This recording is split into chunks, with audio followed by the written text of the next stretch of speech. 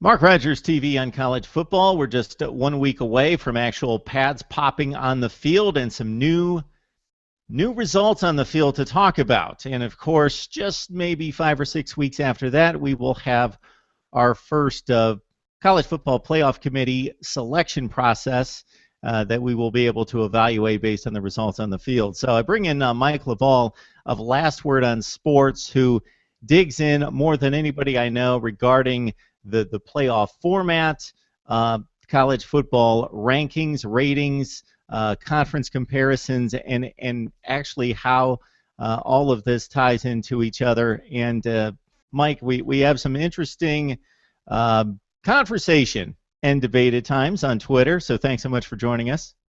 Mark, thanks for having me as always. So I think I'll start with this, Mike.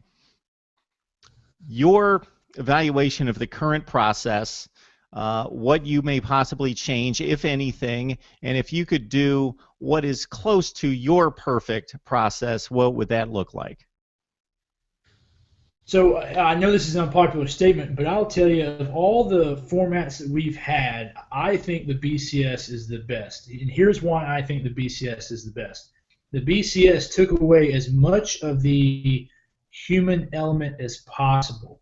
When you talk about voters, if you look at where the AP voters are located, where the coaches are located, and then you have to cross level that with the demographics of the number of schools. I just think there's too much inherent flaw in the human vote. When you rely on the eye test, how the team looked, that's not really what we're looking for. If you're trying to determine a true champion in college football, I think if you agree upon the system beforehand, everybody gets together in the room and says, "This is how we're going to do it. We're gonna measure it this way, this way, this way, and this way." And everybody agrees to it, and everybody knows before the season occurs how the two people are going to be measured. I think that's the best way to do it. I certainly acknowledge there were plenty of flaws with the BCS system, but I think the BCS system was the best possible way to determine a champion in college football. And I can go into kind of the things I don't like about the playoffs in a minute. Okay, Mike, it's funny because we get, again, into some discussions on Twitter and sometimes knock heads a little bit. The thing is the very first statement you made there is looking for an objective process to determine worthiness of teams trying to get to a playoff or a championship game. And so we're right on the same page when it comes to objectivity or trying to create as an objective process as possible. I don't believe that the BCS was capable of doing that because 2/3 of the process was the human vote and the computers weighed in on 1/3. So you still had a 2/3 bias right there inherently that was subjective. And I totally agree with you. If it were up to me, I would make the BCS more. I would make the system more computer-based. The key is you have to determine the criteria and the measures of objectivity before the season starts, and everyone has to agree on those. But I will tell you that the BCS, just like you point out, was 2/3 human. The college football playoffs are 100% human. All 13 of the voters are all human. There's no computer or objectivity aspect to the college football playoffs. So I agree with you on the BCS. I would have made it if I were the king of college football. I'd make it completely computer-based, so long as we all agreed on the metrics before the season started.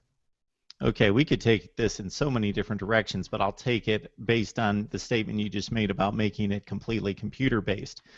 I agree with that to a certain extent if the schedules would allow us to, meaning that right now, once the various conferences start conference play, they play in silos. And I don't know that the people that I discuss this with on Twitter and other social media understand this, that it's impossible to evaluate the SEC versus the Big Ten and so forth once they start playing each other because the leagues all finish 500. There's got to be a winner and a loser at every game. So they play in silos. So we need quality non-conference games to be able to compare these leagues, and we just don't have enough of them. Mark, I totally agree with you on the first point that the leagues play in silos. And this kind of goes back to my very foundational point of why I disagree with the playoff format.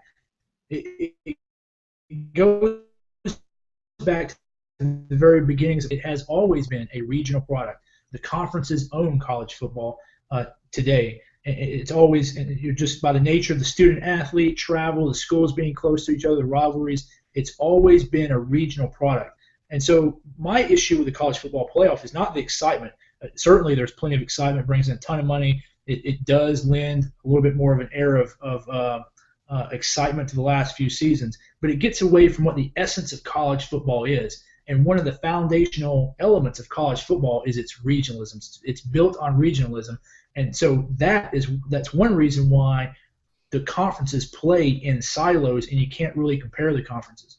I'm for a little bit of increase in quality intra-conference play, but even if you have intra-conference play, there's still going to be the any given Saturday factor. You look at last year. Missouri had a horrible loss against Indiana, just horrible. I mean, did anybody really think that overall Indiana is a better team than Missouri? No, not for a season, but for that day, Indiana was better than Missouri. So you still have a little bit of a factor. I think it would be better. I think it would be better. I think it would be an improvement. But when you start comparing the NFL and the college football, I think if you really dig into what makes an NFL schedule, the NFL schedule, and compare it to football, I really don't think there's a way you can get there. It's just too. The college football system is not built to have a schedule parity. The system is just not built that way. So my contention with the BCS was the 2/3 subjective nature, and then even with a 1/3 objective nature of the computers, is that there weren't enough reasonable results between these competing teams to be able to form a basis. Meaning that if you applied the BCS to Major League Baseball, you talk about a situation in which playoffs and World Series, well, the World Series needs to be played, but the playoffs leading to the World Series don't need to be played, where you have the most data. You've got 162 games to apply this formula, and you have 18 and 19 games played between participants to apply a BCS formula that makes the playoffs less significant or less needed. Yeah, so I think if you look at baseball, I think the number of games played. So you can play baseball every day, and the players complain about not having enough off days, but you can pretty much play baseball every day. So the volume of games against each other, really, I think kind of precludes a necessity for a BCS type formula. They kind of work out on the field. And then so when you get into the playoffs, so I think the teams in baseball that get into the playoffs, so the regular season, just like the NFL, the regular season is not the path to the championship.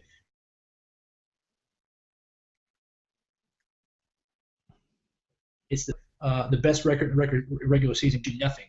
So the regular season is a path to the playoffs. The teams that are in the playoffs, I think, are usually recognized as the right teams to be in the playoffs because of the volume of play. Again, you can't have that type of volume of play in college football. And so then you get to the playoffs, and because you can play baseball every day, you can have a series in baseball and in basketball that's really a good way of determining the best team for the series, not just one game.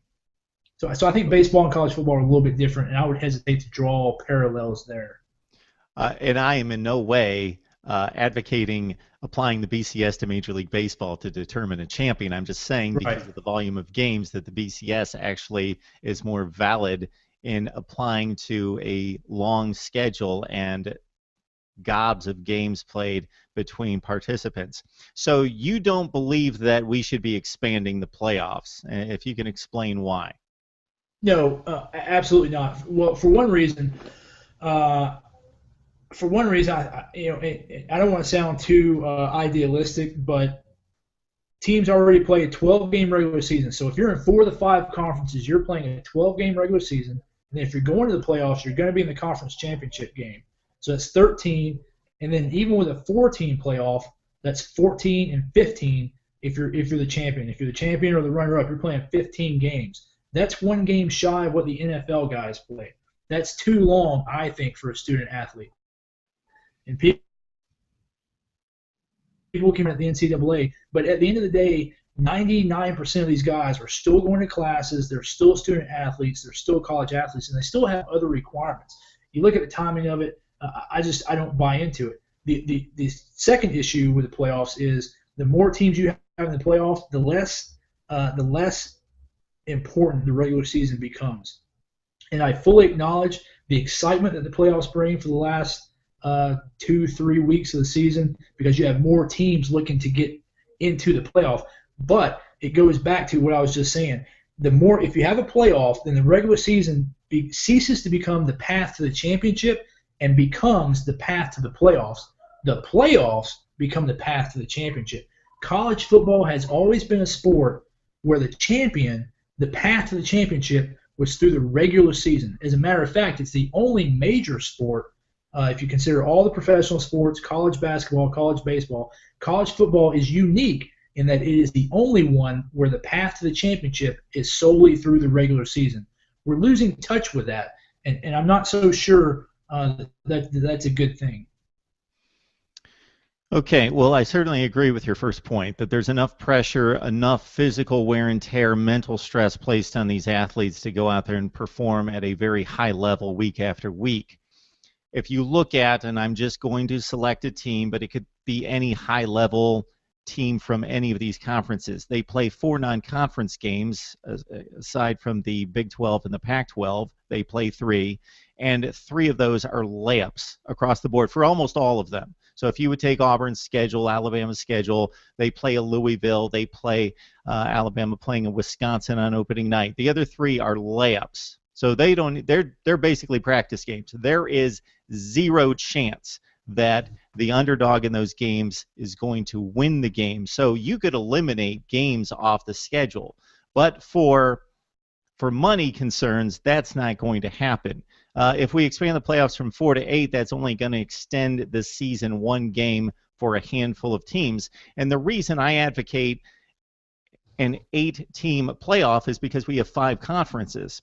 So the math just simply doesn't work, and we're not even extending that out to the other 5 conferences that are supposed to be playing FBS or what is called Division I football, but they basically have no chance of making the playoffs. So their season is, I hate to say it, it's kind of a waste. They go out there and they run through all those two-a-days and work themselves to death and throw up every other practice, and they have zero chance of reaching the national championship game. So I look at it this way. Okay, in the NFL, we have 12 out of 32 teams make the playoffs. That is far too large of a pool of playoff teams in my estimation. And I in no way want to make this the NHL or the NBA where half the teams make the playoffs. But we are talking about 125 FBS schools, and I'm just proposing we have 8 make it, only because we have 5 conferences. If we want to combine conferences and get us down to 4 conferences, I would have no issue with going back to your first premise of basically regionalizing the sport and saying we got 4 conferences, 4 conference champions. I don't care how the conferences lay out, that there's one dominant team and everybody else is bad, or the conference is balanced and you got a winner at 9-3. Regardless, you're the conference champion, you make the playoffs. But we're not in that situation with 5 conferences, so the math doesn't work. And last year was a perfect example of why the system doesn't work. Yeah, but last year you really had TCU and Baylor, so you had 6 teams. The point is there's always going to be the next team. If you have 8 teams, there's always going to be that 9th team. And the 9th team is always going to be able to say, well, I was just as deserving as the 8th team. So not only do you have 5 conferences, but you also have Notre Dame as well thrown in there. You're right, Mike, that there's always going to be a next team that says, I'm as good as the 8th place team or the 4th place team. But at least you're representing all the conferences. That's a very valid point. Where right now the Big 12 just completely got left out.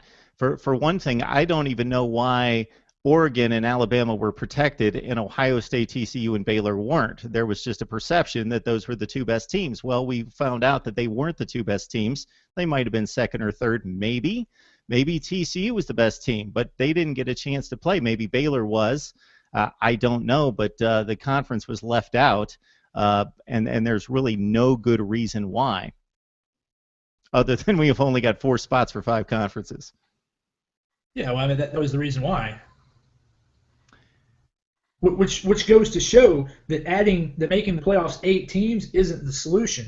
That there's always going to be a team left out, whether it's 4, 8, or 12. There's always going to be a team left out. But there's not going to be a conference champion left out. True. And again, I go back to the silo effect to a certain extent. There was a Wisconsin team under Russell Wilson where they lost 2 games that season, both on Hail Marys at the end of the game. That team was beaten by 2 teams within its league. They won the Big Ten championship. Of course, nobody discussed them making the BCS championship game, but nobody outside of the Big Ten proved that they could beat Wisconsin. Only 2 teams inside the Big Ten on Hail Mary plays beat Wisconsin. That's why the silo effect, I think, is a major flaw in this whole situation. If we look at the Big 12, for example, and we could go on about this topic forever, but the Big 12 this season, you've got TCU's considered to be the best team. They play Minnesota. Well, if Minnesota does what we expect them to do, they're going to go like 7-5 or 8-4. So that's not necessarily going to be a real quality win, but that's going to be the best non-conference win on TCU's slate. Baylor plays no one. Kansas State plays no one. Oklahoma plays a Tennessee team that could be 7-5 again, or they could be much better. But still, Oklahoma's not considered. So if everything plays out as expected in the Big 12, they're going to have no quality wins outside the conference to say, hey, we can be compared to this team or that conference or this conference. And the College Football Playoff Committee is going to have to make a determination based on not a whole lot of data. Which goes back to the reason why we need predetermined and pre-agreed upon metrics and not leave it up to 13 people behind closed doors. So if I get this straight, you stay with the 4 teams. We're going to have to stay with the conference alignment. Obviously, that involves money and logistics and agendas by schools and institutions. So we've got the current format that we have in regards to conferences. You stay with the 4 teams, but you select them based on a computer system, based on the BCS maybe. Well, I mean, I would go back to the BCS, but if we're assuming that we stay with a 4-team system, yes, I would go back to a formula. Here's the other thing that kind of is kind of close to my heart with college football. We're always searching for the right answer. We're always searching for the one true champion. We're always wanting to win the championship on the field. College football has never been that way. It's never been that way. Part of the appeal, part of the allure, part of the draw to can cheer for their team and have competing arguments against who's best. It's that atmosphere of uncertainty, that competitive challenge, that collegiate spirit. The NFL has always had a one true champion. It's always been the winner of the championship game or the Super Bowl. But I really don't understand why college football fans are always looking for the perfect solution. The system can't deliver a perfect solution, and I think it's fun to look at teams, to compare teams at the end of the season and kind of see a little bit of controversy. I think that's okay. I think it's okay to look back at the record books and say, okay, 1951, who was, the AP voted Tennessee, but the coaches poll and New York Times voted somebody else. I think that's okay in college football because that's kind of what makes college football what it is. That's always been part of the draw of college football. So I'll be honest with you. I don't necessarily think college football needs the perfect answer. They don't need the right solution. I just think they need a pre-agreed upon solution, and let's play the games. And if the AP wants to give their championship to somebody, and the coaches want to give their championship to somebody, and Mark Rogers wants to give his championship trophy to somebody, that's fine. You're a championship giving entity. Give it to whoever you want. I'm okay with that. Hey, I've always said that if I was the president of any institution that, or the athletic director that went undefeated in any given season in the past, I'd be hanging a banner that says National Champions 1953 or whatever the year. Nobody Yeah. beat us. Somebody voted somebody else a national champion, but nobody beat us. Joe Paterno went undefeated 5 times. He has 2 national championships. I'd be hanging banners that said national champion for those specific seasons. Nobody beat us. And I'd be okay with that. Again, it's an interesting topic, and we could go on forever. I just find it difficult to make that comparison. For example, the two highly regarded conferences right now in college football are the SEC and the Pac-12. They didn't play last year, not in the postseason, not in the regular season. They're going to play one lousy game, Texas A&M and Arizona State, who could be like 5th or 6th or 7th seeds in each conference this year. I don't know how you compare Oregon and Alabama at the end of last season, because they did not play anyone close to. There wasn't a team that you could say they played them and they played them even. It was that separated. Yeah, and then if you look at last season, 2014, in retrospect, you look at the 13-0 team, Florida State, and you got to probably think they were probably the 6th or 7th best team of the elite schools. You got to think TCU and Baylor were probably better than Florida State. Clearly, Oregon was better than Florida State. I would say Alabama. Clearly, Ohio State was better. Probably, you could argue that Michigan State was better than Florida State last year. So, Florida State, the 13-0 undefeated team, might very well have been the 6th or 7th best team, which just adds to the confusion. I'm going to try to sell you on 8 teams one more time. I'm going to give you one more angle on this. So, again, 8 teams out of 125 make it. Man, my math's not real good right now. I think it's about 6%, 6 or 7% of college football would make the playoffs. Not 12 out of 32 in the NFL. That's like 35% of the league makes 36.5, yeah. Although, as you mentioned, the Super Bowl, that next Monday morning, nobody's complaining that the 5th seed out of the AFC won the Super Bowl and they're not deserving, because they went on a march where they defeated 4 of the best teams in the NFL. So that aside, I am not in any way promoting that we have 7-5, 8 and 8-4 teams make the college football playoffs. I'm not looking for mediocrity or even good. I'm looking for conference champion or just maybe a few slots for those extra teams, a Michigan State last year or somebody of that ilk. So that's my basic premise, is that it's still a very small slice of the field that can make it. So those games, I don't think you lose any value to the regular season. There is still a very small field competing for that playoff, and you can only lose one game, maybe two, and consider, let's say Michigan State or fill in the blank was the 8th seed last season and they were a second-place team in their conference. They would then have to go and beat 3 of the 7 best teams in the country to earn that championship. In addition to having an outstanding regular season, they'd have to beat 3 of the top 7 teams in the country to win the national championship. So you'd have a couple teams playing 16 games. You'd have, so if you say the math is 8 out of 125, do you give an automatic bid to one of the group of 5 schools? Is it so which conference or which school out of the group of 5 gets that automatic bid? Swarbuck and Notre Dame are going to want their automatic bid if they're ranked in the top 50 of the AP poll. So you got that. And then before we even had the playoffs last year, what was the biggest critique about the 14 playoff? Before we even started the game, the biggest critique was it's not big enough. It needs to be 8. So if we do go to an 18 playoff, I guarantee you, before we even play the first game, what are the television people and the fans, what are they going to start saying? They're going to say what? 8's not big enough. We need a 16-team playoff. With 16, we can get all the deserving group of 5. We can get all the number 1 and number 2 schools from the conferences. That's 10, 11, 12. We can fit Notre Dame in there. That's 13. And then we get 3 wild cards. And it's easy. We have 4 quadrants. We have a North Regional, a South Regional, a West Regional, and a Midwest Regional. What does that sound like? That sounds like March Madness.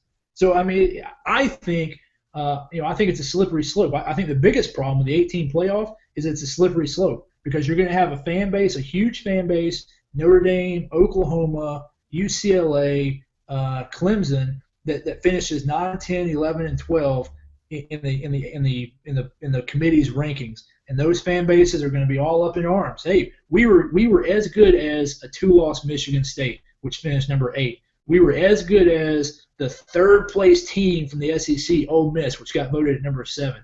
And, they're going to be crazy about that, and that's okay. And then they're going to start asking for 16 teams, and the money's going to come in from the 18 playoff. And then the TV people, the conference people are going to be thinking, well, geez, if we got this much money for the 18 playoff, imagine what we can get with a 16-team playoff. I just think the 18 playoffs is a slippery slope. I think we've already gotten far enough away from what the essence of college football is. I don't think we need to get any further. Well, believe me, Mike, if there was no physical stress placed on these athletes and the wear and tear of playing additional football games, I would play 16 games.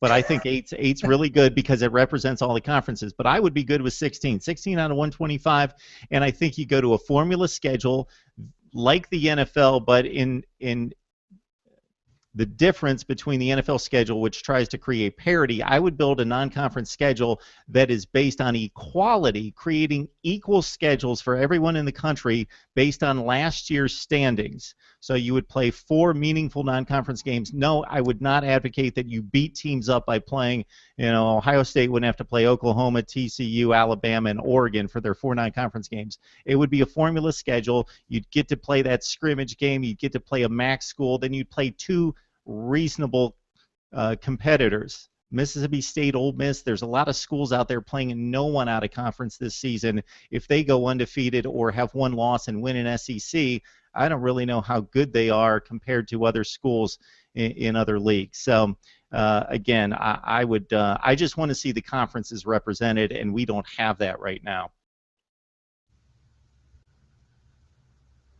And, I think that's a fair statement. And I think if you're TCU and Baylor and looking at their bowl game wins, I think that's a legitimate argument they have. But I also think that that's okay. I think that's part of what makes college football college football. Alabama fans can say this, Ohio State fans can say that, TCU fans can say that. I think that I just think that kind of back and forth, the fan bases going at each other, the debate, the eye test, the all the media around it. I just think that's part of what makes college football so exciting, even in the off season. The last thing on the NFL schedule, I think it's important to remember that for an NFL team, they're competing against their primary the primary teams they're competing against for a playoff spot are their divisional foes, and so that's only 4 teams per division. So if I'm the Tennessee Titans, really the 3 teams I'm competing against for the playoffs are the Jaguars, the Texans, and the Colts.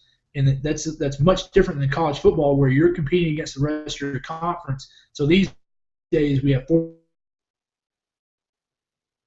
14 team 12 with 10 teams. So I think it's important to remember that with a schedule kind of construction.